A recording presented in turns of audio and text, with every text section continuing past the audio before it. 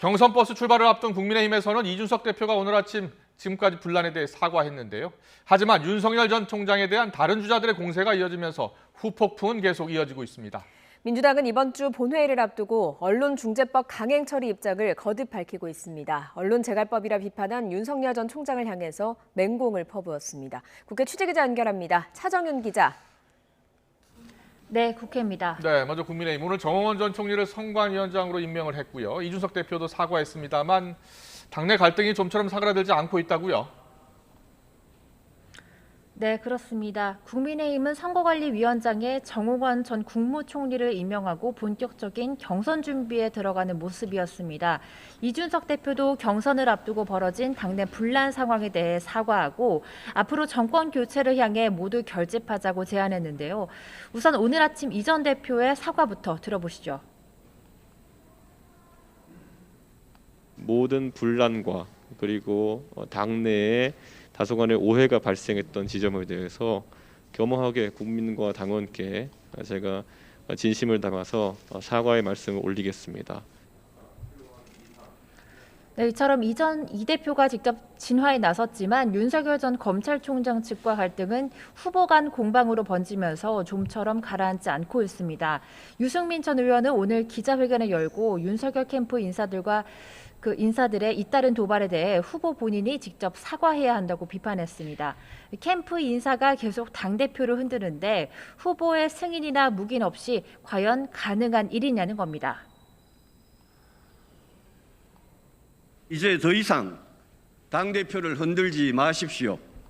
윤 후보께서는 정권 교체를 하러 우리 당에 오신 겁니까? 아니면 당권 교체를 하러 오신 겁니까? 네, 최재형 전 감사원장 캠프에서도 윤석열 캠프가 당대표를 흔드는 것을 모두가 보고 있는데 누구를 속이려 하냐면서 맹공을 퍼부었습니다. 이에 대해 윤석열 캠프 측은 황당무계한 허위 보도를 근거로 한 정치 공세에 대응할 가치를 느끼지 못한다고 했는데요. 곧 시작될 경선은 정권 연장을 막기 위한 화합하는 장이 되어야 한다고 강조했습니다. 아울러 홍준표 의원이 윤석열 캠프를 두둔한 최재원 최고위원을 향해 비판해 당내 또 다른 갈등이 불거지기도 했습니다. 홍 의원은 김재원 최고위원을 직접 언급하지는 않았지만 진박 간별서로 나라와 박근혜 정권을 망친 사람이 이번에는 진윤 간별사로 등장해 당을 수렁에 빠뜨리고 있다고 자신의 SNS를 통해 비판했습니다. 네, 그리고 모레 국회 본회의가 예정돼 있죠. 언론중재법에 대해 야당이 강경투쟁도 예고했는데 민주당은 계속해서 강행 처리하겠다는 입장입니까? 네, 그렇습니다. 송영길 민주당 대표는 오늘 아침 회의 모두 발언의 대부분을 언론중재법의 정당성을 강조하는 데 할애했습니다. 그동안에 보도된 가짜뉴스 사례들을 언급하고 손해배상이 제대로 이뤄지지 않았다고 강조했는데요.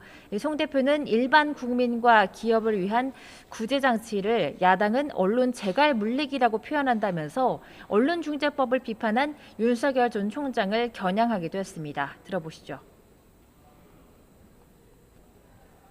제대로 성실하게 답변도 안 하고 도망 다니고 전원 정치를 하고 뭐라고 의혹을 제기하면 고발하고 이거야말로 언론의 재갈 물리기의 대표적인 사람이 윤석열 본인 아닙니까?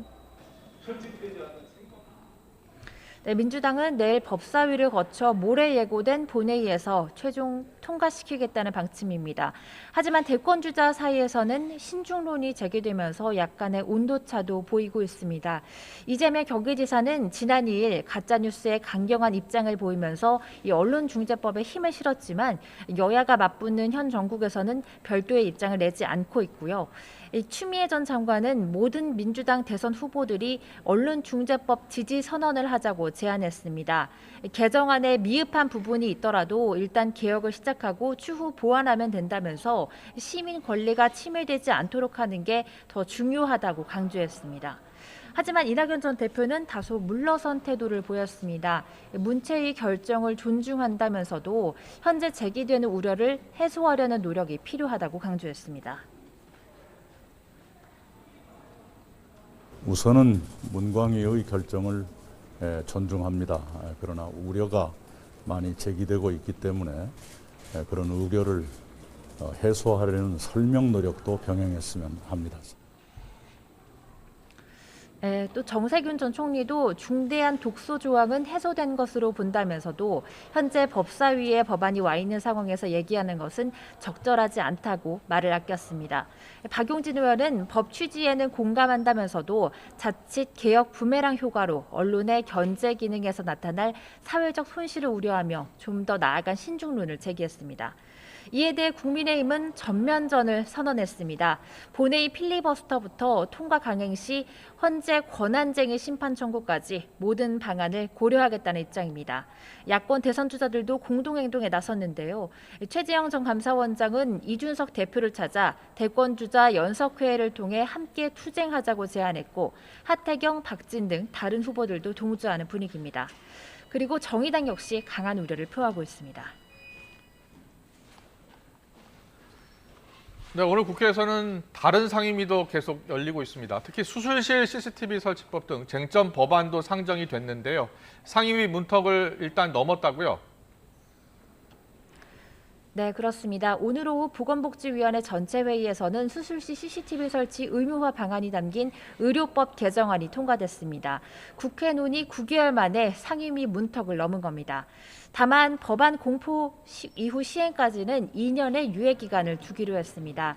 개정안에는 환자 요청이 있으면 의무적으로 촬영을 해야 하고 열람은 수사나 재판 관련 공공기관의 요청이나 환자나 의료인의 쌍방 동의가 있을 때 가능하다는 내용이 담겼습니다. 또 의료인의 반발을 고려해 골든타임이 시급한 응급수술이나 위험도가 높은 수술 등 정당한 사유가 있을 때는 의료인이 촬영을 거부할 수 있도록 하는 예외 조항도 마련됐습니다. 또 오늘 오전 국회 운영위원회에서는 상황 지적을 받았던 법사위의 권한 축소를 골자로 한 국회법 개정안이 통과됐습니다. 이어서 오후 전체 회의에서는 청와대의 업무 보고가 이뤄지고 있는데요. 유영미 대통령 비서실장과 이호승 정책실장, 또 서훈 국가안보실장 등 청와대 3실장과 참모진들이 약 6개월 만에 국회에 출석했습니다. 이 자리에서는 코로나19 4차 대유행 상황과 언론중재법, 민주당의 강행 처리 등 야당의 질타가 이어지기도 했습니다. 지금까지 국회에서 전해드렸습니다.